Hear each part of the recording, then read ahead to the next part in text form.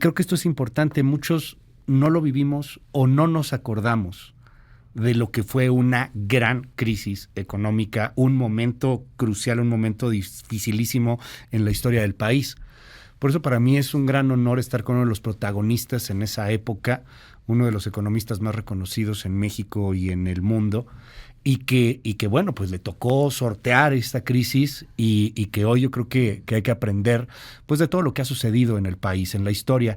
Es Guillermo Ortiz. Guillermo, bienvenido, es un honor verte y saludarte. ¿Cómo estás? Muy bien, muy buenos días. Gracias por haberme invitado. No, hombre, al contrario, Guillermo. Hacíamos un poco este recuento con bemoles, con grises, etcétera, pero recuérdanos un poco, tú lo viviste, tú sorteaste todo esto, hay ahí muchos asuntos políticos involucrados, etcétera, pero ¿qué fue lo que pasó? ¿Por qué el país se nos cayó en 1994? A principios de 94 había un gran optimismo sobre el país porque se había firmado el Tratado de Libre Comercio y bueno, se habían hecho reformas importantes y la economía iba bien. Entonces, pues había entusiasmo, ¿no? Como por ahorita, parte, en alguna medida, ¿no? Y bueno, el 1 de enero de 94, ¿recuerdas el movimiento zapatista? Sí. Y bueno, fue una gran sorpresa, porque pues no se sabía la dimensión del problema, ¿no? Claro. Entonces este fue, digamos, una cosa muy sorpresiva. Después, meses más tarde, fue el asesinato de Luis Donaldo Colosio. Sí. Y más adelante también el asesinato de Ruiz Massieu. Entonces, estos, digamos, choques políticos, pues obviamente enturbiaron el sentimiento y la percepción tanto de inversionistas nacionales como extranjeros, y al mismo tiempo en Estados Unidos las tasas de interés subieron del 3 al 6%. Okay. Entonces fue una combinación de factores internos y externos que cambiaron totalmente la percepción de México. Se manejó el error de diciembre. ¿Cuál había sido el error? ¿Qué es lo que decían que se había hecho mal? Que también fue un asunto político, ¿no? Al final, de Salinas. Bueno, cómo se implementó la depreciación del peso a mediados de diciembre. En ese momento recordemos que el peso lo controlaba el gobierno, ¿no? O sea, sí, el tipo de cambio. Teníamos un tipo de cambio fijo, digamos, con un desliz cambiario predeterminado, ¿no? Sí. Y pues a mediados de diciembre, creo que fue el 18 de diciembre, por ahí así, bueno, ya se habían agotado las reservas internacionales, había habido brotes de nuevo nerviosismo, incluso por el tema de Chiapas, y bueno, pues se decidió flotar el tipo de cambio, pero la mecánica como se hizo, pues no fue lo más afortunado. No podemos entrar en muchos detalles, pero no vale la pena. Entonces generó desconfianza. Bueno, esto fue, digamos, el disparo, ¿no? de la crisis, ¿no? Pero obviamente ya se venía gestando durante todo el año, ¿no? Claro. Por las razones que acabo de mencionar. Dime algo, Guillermo. Hoy estamos en una situación pues muy distinta a 1994. Han pasado 30 años de aquello. Y yo quiero preguntarte, ¿qué opinas de estas voces que de repente hablan de el error de septiembre? Estamos frente a un cambio muy importante. El gobierno va a tener la mayoría en ambas cámaras, prácticamente va a poder hacer lo que quiera. Y se habla hoy de la reforma al Poder Judicial, pero a ver, hay 20 reformas que están ahí: quitar los órganos autónomos, eliminar el sistema político como lo conocemos, quitando a los pluris, bueno, hasta que constitucionalmente se proteja a los perritos y a los gatitos. O sea, de verdad es impresionante la cantidad y la batería de reformas que pueden hacer cambiar al país. ¿Tú ves algo así? ¿Puede haber un error de septiembre? Pero primero, yo creo que cuando se mandaron estas reformas, que fue... En febrero. Sí, no recuerdo exactamente la fecha, pero las mandaron en el primer trimestre. Sí, en febrero, porque en el marco de la Constitución, recordamos, porque Ajá. el presidente López Obrador Es correcto, estaba enojado. Es porque correcto, era ¿no? su plan C. Ajá. Y bueno, en aquel momento parecía más bien un paquete aspiracional. Ujú. ¿No? Una carta a Santa Claus. Porque, bueno, simplemente quería dejar constancia Sí, claro. de un legado. Ujú. ¿No? Pero, pues la probabilidad de que el partido en el poder tuviera mayoría absoluta, pues entonces, y hasta hace muy poco tiempo, Ujú. se veía muy remota, Claro. muy remota, ¿no? Entonces, pues digo, esto no causó demasiado revuelo porque pues, se veía justamente como un mensaje aspiracional, ¿no? Ujú. Hoy, sin embargo, pues la realidad es distinta. Vamos, el partido en el poder tiene, como decías, mayoría absoluta. Todo. Entonces, pues tiene obviamente el control del poder ejecutivo, por definición, del poder legislativo, Ujú. por la mayoría absoluta, y concretamente las reformas al poder judicial, Ujú. pues podrían implicar el control también del poder judicial. Claro. Entonces, sea un gobierno que sin contrapesos, ¿no? Ujú. Yo creo que esa es la grave preocupación que se ha expresado en estos días. Hoy veo que hay muchos discursos puestos en la mesa, que hay discursos muy radicales de la oposición diciendo que esto va a generar la salida, la huida, que hablan justamente del error de septiembre, que esto puede llevar al país a la ruina. Y te soy franco, me he puesto a ver un poco lo que sucede en el planeta y te das cuenta, uno, del fenómeno del populismo que está en muchos lugares, dos, de cosas que pasan, por ejemplo, en una Europa del Este, con una Polonia, una Hungría, que también llegan a tener mayorías absolutas, que también hacen ciertos cambios y en donde sí hay afectaciones a temas de libertades, a temas de asociaciones, pero que a veces resulta ser que son muy benéficos para mercados y para inversionistas. ¿Tú qué ves con respecto a México? Mira, ciertamente, a ver, déjame Sí, por favor. Este gobierno que va a empezar Uh-huh. en octubre Uh-huh. tiene retos muy importantes de naturaleza fiscal, Uh-huh. entre otros. No hay lana. Temas de seguridad, en fin, todo lo que Sí. conocemos, ¿no? Pero en la parte fiscal, pues hay que hacer un ajuste el próximo año porque el déficit de este año va a ser muy alto. O sea, necesita más dinero el gobierno. Entonces, la recaudación fiscal es baja en relación con otros países.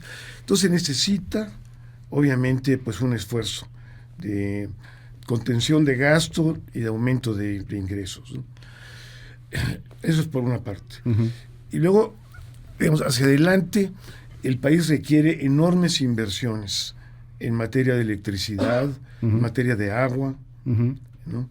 En materia de infraestructura, logística, en parte para aprovechar todo el tema del nearshoring, ¿no? Claro. Y esa inversión tiene que venir pues del sector privado, porque simplemente no hay recursos públicos para realizar las inversiones que se necesitan en todas estas áreas.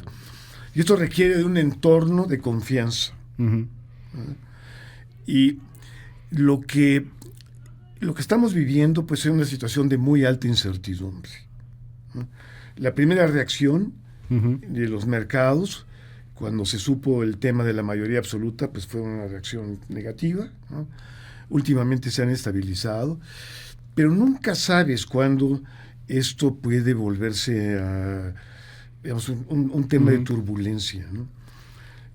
Un punto muy importante es que México tiene más de 20 años con grado de inversión por parte de las calificadoras internacionales. En meter, ¿no?, tu dinero en el país. Tenemos, es uno de los países emergentes que tiene más tiempo, sí, con una calificación, digamos, que da seguridad a los inversionistas, con confianza, etcétera, confianza, ¿no?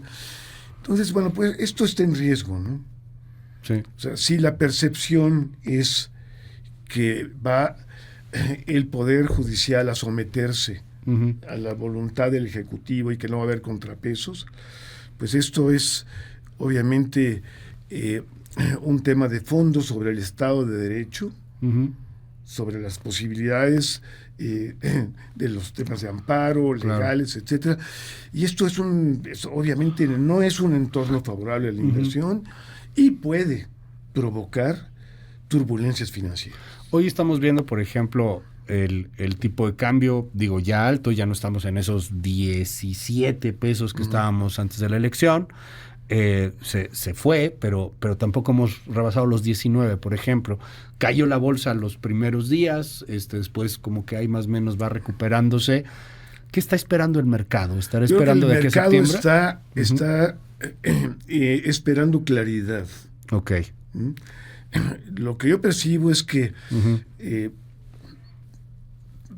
la mayor parte de los proyectos de inversión que se han anunciado, que estaban por comenzar, se han retrasado, ¿no? Y se han detenido en espera a ver qué pasa. Claro. Yo creo que las próximas semanas, meses van a ser cruciales, ¿no? Como decías tú, pues en el mes de agosto van a empezar las discusiones sobre las reformas constitucionales.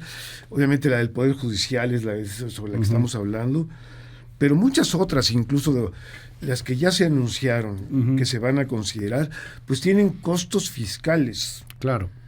Que no se han aclarado. Entonces hay muchos elementos que, digamos, los inversionistas, el mercado, los participantes, tienen que conocer para emitir su opinión, ¿no? Si siguen adelante o no, si se hacen las inversiones, etcétera, ¿no? Déjame preguntarte con tu experiencia, Guillermo, pongamos focos rojos, ¿no? ¿En dónde viene la alerta, la alarma? Tema del Poder Judicial, se va a estar discutiendo mucho sobre el Poder Judicial. Empecemos por ahí. ¿Realmente le importa mucho al mercado si se van a elegir magistrados y jueces? ¿O le importa si hay una reforma que, por otro lado, te cambie las reglas del juego? Mira, ningún país miembro de la OECD tiene un sistema de elección de ministros de la Corte o de jueces, ¿no? Ningún país de América Latina, excepto Bolivia. Entonces, es por buenas razones que todos estos países no han adoptado un sistema de elección directa, ¿no? Sí, claro. Este es un primer punto. Entonces, bueno, ¿esto qué significa? Significa que, como mencionamos antes, si los partidos políticos, y en este caso el partido en el poder es el que nomina a los candidatos, etcétera, pues muy probablemente estos ganen, ¿no? Entonces vas a tener un poder judicial que está controlado por el aparato político. Hay otros temas aparte del Poder Judicial. Por ejemplo, ¿le preocuparía mucho al mercado la reforma política que quieren hacer? ¿Disminuir senadores y diputados? ¿Eliminar los famosos pluris? Bueno, este es un tema que, dadas las circunstancias actuales, pues al reducir la proporcionalidad, fortalece probablemente al partido en el poder, ¿no? Entonces, se ve como un posible retroceso. Sí, claro, ¿no? Son 20 reformas, o sea, sí, estoy citando ahí algunas, ¿no? Las que son más importantes. La militarización del país, o sea, el asunto de la Guardia Nacional. La Guardia Nacional ahora sí ya pasaría 100% Sedena, ya no hay fecha de que los militares regresan o no regresan a los cuarteles. País en donde la seguridad es militar. ¿Le gusta o no le gusta? ¿Preocupa o no preocupa un mercado? Yo creo que el mercado está esperando a ver qué ocurre, ¿no? Claro. Obviamente el tema de la inseguridad es el tema más importante que, de acuerdo a todas las encuestas, preocupa a los mexicanos y preocupa también a los inversionistas, ¿no? Entonces, ¿cómo se resuelve? Yo creo que hay muchos elementos. Uno de ellos es justamente el rol del ejército, de la Guardia Nacional, de las policías, la coordinación con las autoridades, porque el crimen organizado se ha vuelto multinacional, ¿no? Entonces hay que hacer también un esfuerzo de cooperación a nivel internacional. O sea, son muchas interrogantes. Y todo esto que estamos hablando, lo que resulta es un entorno de incertidumbre. Exacto. Pues cuando hay incertidumbre, pues tú le asignas probabilidades, ¿no? a ciertos escenarios, y estas van cambiando de acuerdo como se van desenvolviendo los acontecimientes. Por eso es que hoy estamos en hold. Estamos ahorita así en una actitud de, vamos a ver qué pasa, ¿no? Claro. ¿Cuál es la consecuencia de todo esto? Hay unos, y me lo preguntan aquí en el WhatsApp, lo están comentando mucho, ya en tema muy económico. ¿Cómo ves el asunto, por ejemplo, de pensiones y salarios? Que ahí también se le quiere meter mano. Estamos viendo lo que ha pasado en Colombia, en donde ya hubo ahí la tentación de traerte las pensiones para una administración del Estado. Vimos hace poco, ¿no?, los discursos cuando decían que las AFORES pues había que manejarlas de otra manera y que las que no se estén ocupando, que se vayan a un fondo general. Sí. Hoy tienen el poder para hacer lo que quieran. Si las quieren expropiar, las pueden expropiar. ¿Lo ves? Yo creo que a ver, la reforma que se